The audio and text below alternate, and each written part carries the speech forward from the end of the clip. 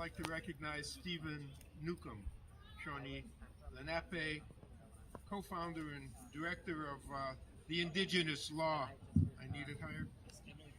The Indigenous Law Institute, author of Pagans in the Promised Land, Decoding the Doctrine of Discovery. That's when the Pope issued a notice to everybody exploring this area that those they encountered who weren't Christians were not human, and that they could be killed and their properties plundered. So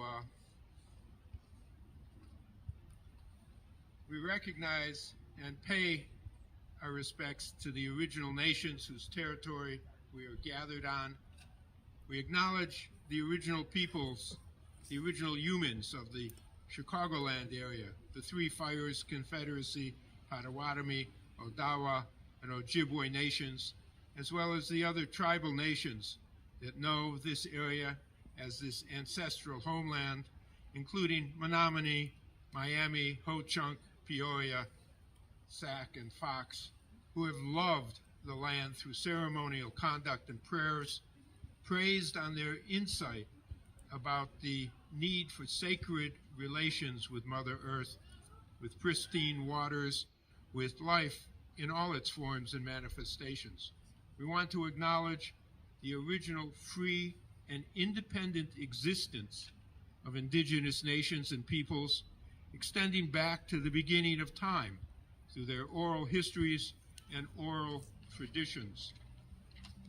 We acknowledge that these lands on which we stand, these lands are the traditional birthright of indigenous peoples who were forcibly removed and who have faced 4 centuries, 400 years of struggle for survival and identity in the wake of dispossession sanctioned by a papal declaration declaring them less than human.